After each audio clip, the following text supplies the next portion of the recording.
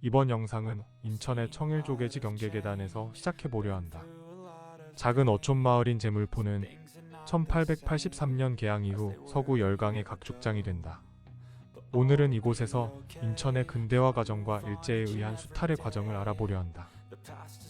It stays way back a year ago. I've changed for the better this time. I thought I would never be fine. I strive just to say I'm alright.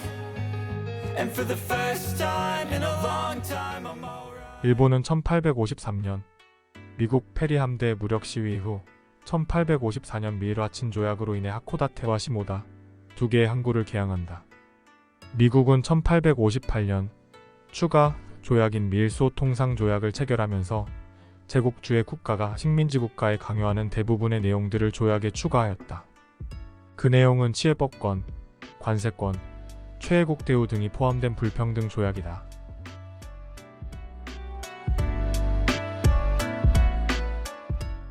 이것은 일본이 1876년 조선과 강화도 조약 및 다른 각종 조약을 맺을 때 자기들이 당한 경험을 고스란히 조선에 써먹은 내용이기도 하다. 1875년 운요 사건을 빌미로 체결된 강화도 조약의 결과로 1876년 부산, 1880년 원산 그리고 1883년 인천이 개항이 된다. 부산과 원산이 인천보다 개항이 먼저 이루어졌지만 인천항을 통해 들어온 서양 문화와 문물이 서울을 거쳐 전국으로 퍼져나가며 파급력은 두 도시보다 더 컸다. 인천항 개항으로 인천은 국내 최초의 기록을 많이 보유하게 된다. 최초의 등대, 근대식 공원, 최초의 호텔 등 인천이 가지고 있는 최초의 기록은 이것 말고도 더 있다.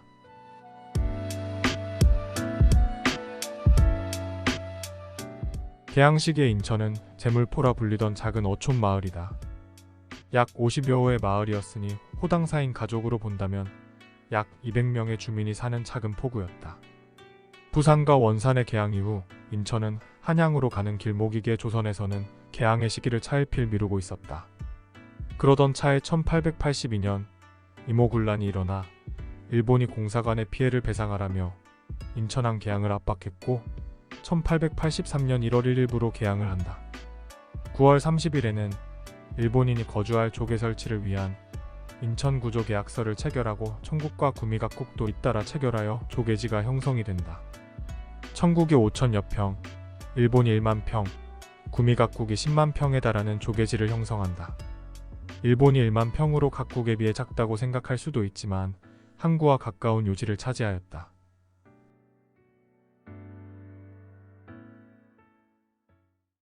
조개지란 개항장에서 외국인이 자유로이 거주하는 치해법권의 지역이다.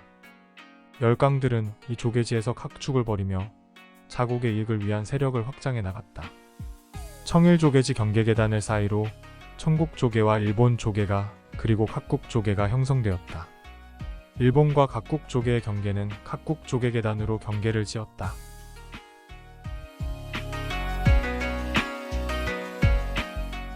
차이나타운에는 한국에서 최초로 짜장면이라는 상표를 달고 짜장면을 판매한 곳으로 알려진 공화춘 건물이 있다.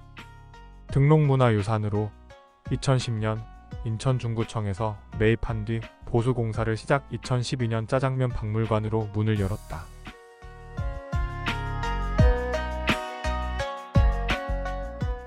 (1908년) 설립 당시에는 산동회관이라는 이름이었는데 당시에는 음식과 잠자리를 제공하는 중국식 여관인 객잔이었다.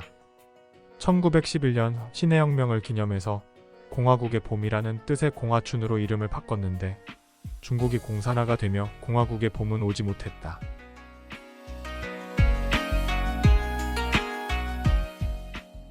청일조개계단을 올라가면 삼국지 벽화를 지나 자유공원이 나온다. 자유공원은 최초의 서구식 공원이며 각국 조개지 내의 공원으로 만국공원이라는 이름으로 1888년 개설되었다.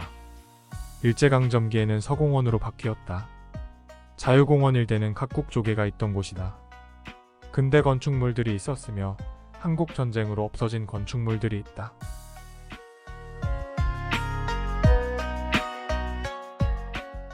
남아있는 근대 건축물은 홍해문, 내동성당, 제물포 구락부, 제물포 고등학교 강당성 덕당, 인천 기상대 창고 정도가 남아있다.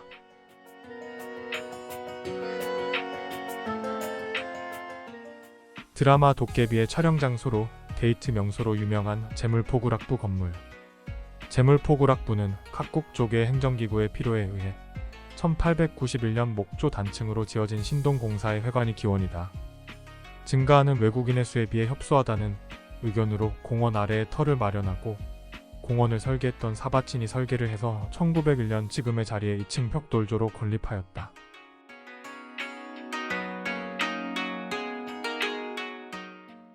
이곳에서 사교활동을 하며 편의시설을 즐겼던 인물들은 각국의 세력가들이었다.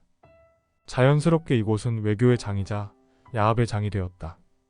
각국 인사들은 자기 나라와 자신의 이권을 위해 노골적이거나 은밀한 전략을 펼쳤으며 때론 충돌이, 때로는 갈등의 조정이 이루어지기도 했다.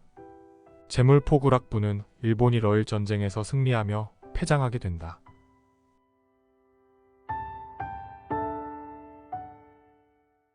일본족의 일본인 인구가 늘어나 조계지가 좁다고 느낀 일본은 1894년 청일 전쟁을 승리하자 천국 조계를 넘보다가 러시아, 프랑스, 독일의 간섭으로 한 발 물러서며 만석동의 조선인 거주지역으로 거주지를 넓히기 위해 터널을 뚫었다.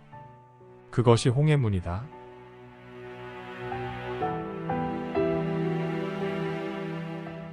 응봉산의 허리를 잘라 화강암 석축을 쌓고 터널처럼 만든 성문으로 일본 공병대가 1906년 착공, 1908년 준공했는데 일본인들은 전기가 모였다는 뜻의 혈문이라 불렀는데 공사를 하는 동안 많은 수의 노동자들이 사고로 사망하거나 다쳤으니 피를 많이 흘렸다는 뜻으로 혈문이라고 부르는 게 맞지 않을까 하는 생각을 해본다.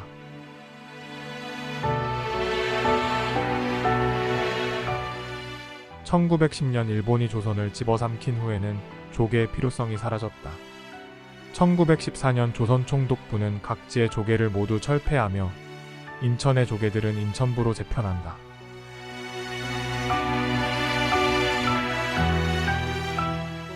어차피 조선을 먹기로 작정한 일본은 개항도 하기 전인 1882년에 일본 영사관 건물을 건축한다. 영사관은 지금의 중구청 자리에 위치하였는데 인천항 조계 내 자국 거류민의 보호를 목적으로 1883년 영사관 군의 임시청사에 부속 경찰서를 설치하기도 하였다 하며 1906년 2월에는 일제가 통감부를 설치하면서 인천 영사관을 이사청이라 개칭하고 그 청사로도 사용되었으며 1910년 조선 총독부 설치 이후에는 인천부청사로 사용되기도 하였다. 인천부청으로 사용되던 건물은 1932년 철거되고 새 건물이 1933년 6월 신축되었는데 내부에는 50개의 방과 증기 난방시설, 수세식 화장실 등 당시 최신 시설이 설치되었으며 1933년 지상 2층 규모로 신축된 인천부청 건물은 이후 동서별관을 신축하고 몇 차례의 증개축을 통해 지상 3층의 규모로 늘어나게 되었다. 해방 후 인천시청으로 사용되다가 1985년 인천시청이 구월동으로 신축 이전한 이후 현재는 중구청으로 사용되고 있다. 영상이 길어져서 나누어서 업로드합니다. 다음 영상에서는 일제의 본격적인 수탈을 위한 은행과 이로 인해 부를 축적한 미쯔비시의 전신인 우선회사, 미도치인소 등 수탈을 당한 아픈 이야기를 전해보고자 합니다. 다시 인사드리겠습니다. 감사합니다. I've changed for the better this time. I thought I would never be fine. I strive just to say I'm alright. And for the first time in a long time